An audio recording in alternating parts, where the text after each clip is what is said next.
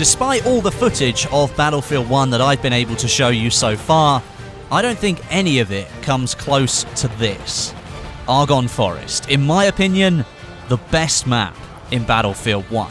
I'm sure other people out there will have their own opinions, and other maps like Foul Fortress and Ballroom Blitz will have their own strengths over this one, but when it comes to pure, satisfying gameplay, for me, Argonne just cannot be matched. Now, the footage you're watching today is all from the Battlefield 1 capture event that EA invited me to a few weeks back. So I'm playing against a lot of other YouTubers, a lot of other Twitch streamers, community members, press, but I kind of had the one-up on them a little bit. I've already played this map several times previously at feedback events in Stockholm, so I know the layout and pathing pretty well already, and perhaps that's the biggest reason why this map is the best of the group. A good, tried and tested style to building a successful first-person shooter map is the 3-lane style. Central, left and right. Now, because Argonne Forest is a linear map, this style fits perfectly. The middle lane is denoted by a large train track and a bridge as well. It's got a crash train off the side of it, and it also serves as the path for the armoured train, which is the behemoth on this map. There's another lane to the west, which features little canyons as the main theme for the lane, giving some really focused close quarters opportunities, and the far eastern lane is much more open air, which allows classes like the medic and the scout, they get a chance to play a bit of the longer range game. This layout, the 3 lanes, is what other top FPS maps have used in the past, and 9 times out of 10, they produce great results when it comes to combat, gameplay and opportunity. Here in Argonne, use all 3 lanes at the right times and you'll find that the gameplay flows just seamlessly. And with those 3 lanes, the new movement system in Battlefield 1 and the new combat system really do come out and shine. We know the game is a little bit faster than previous titles on offer. There's definitely more of a run and gun nature to some of these maps. And on Argonne Forest, you've got these really close quarters areas where SMGs and shotguns are going to excel. And then you've got some really good areas of long range sight where people using bolt action rifles and the medic semi-auto rifles are really going to enjoy themselves. The second reason why Argonne Forest is the best map in Battlefield 1 is the visuals. I mean, if you can't see it in this gameplay, then, well, you must be blind, but we all know that Frostbite is known for pushing the boundaries when it comes to design and visuals anyway, but this map just takes it to a whole new level. The foliage is all executed with the photogrammetry system. That's the same one that was used in Star Wars Battlefront to bring the level of detail as high as it can possibly go. And then if you mix that in with the lighting and the shadows, they've absolutely nailed this forest setting. Beyond that, when the fog rolls in and figures loom at you out of the darkness, or whether you don the gas mask and just run straight headlong into the gas cloud, Argonne is just stunning. There's no other way of really describing it, and I'm going to go out on a limb here. This map, Argonne Forest, is the prettiest map in Battlefield history, bar none.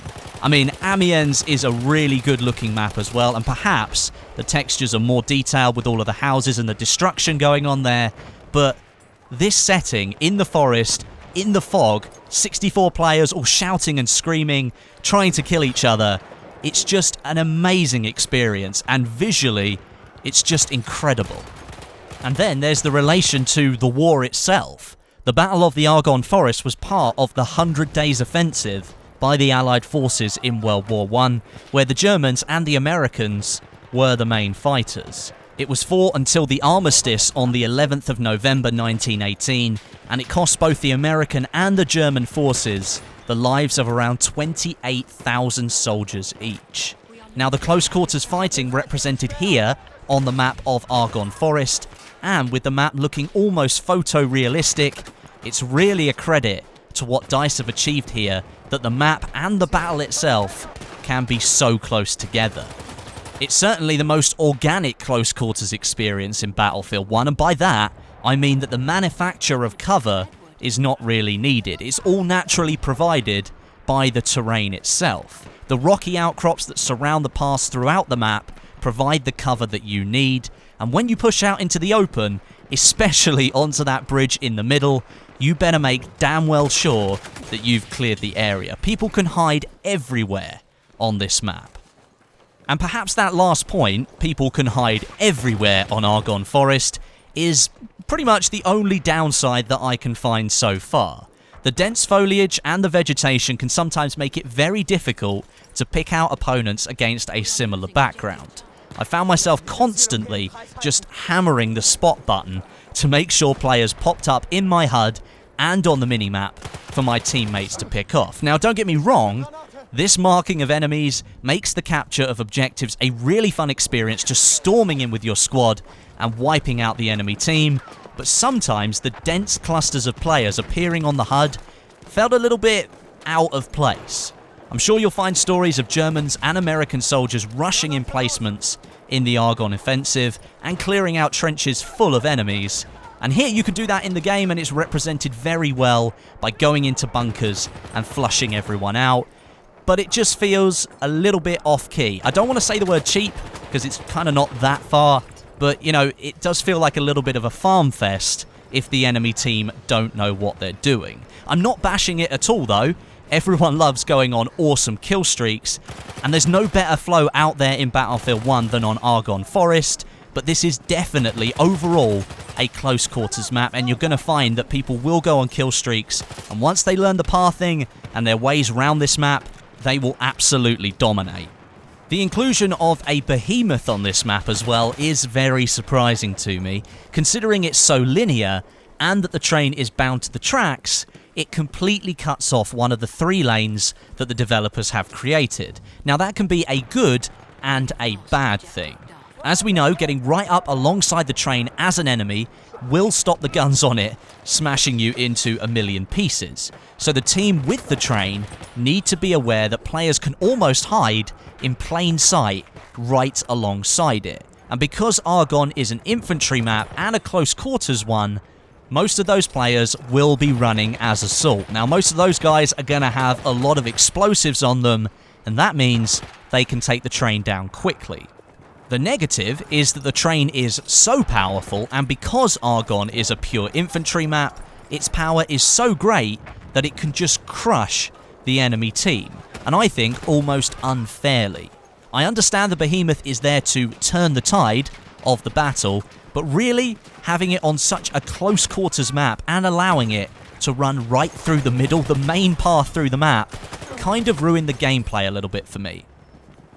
That being said, I've only experienced it once so far, on a game of Operations, so it could be that this doesn't really occur all that often.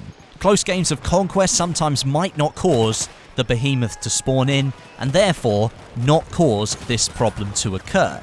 I'm sure, however, that once people start playing Battlefield 1, if people don't like this sort of thing, we'll see the opinions pouring in all over the forums. And that's the beauty of it, really. All of these things can be tweaked based on our feedback to the developers. So if there's something you don't like, you should be on the forums telling them about it. Make sure you give it a good try first of all, and if it doesn't feel right to you, make sure you let them know. Argonne Forest is almost the perfect infantry map. Long sweeping lanes, close quarters battlegrounds like the bunkers, trench emplacements, and the ruined temple, all tied up with the amazing scenery and foliage that Frostbite has made look so epic here. And I'm sure plenty of other people will have their own opinions. And once you've got your hands on this game, you're going to settle in and find the best map and mode combinations for you and your friends. But right now, this is the map I'm looking forward to getting back into and grinding away on. Thanks very much for watching. I hope you enjoyed the video. Let me know your thoughts and opinions down below in the comments section. It's not long now until early access starts on the 18th. Really excited to get going with Battlefield 1 and playing some proper FPS games again. But until next time, my name is Westie, and I'll catch you guys in the next video.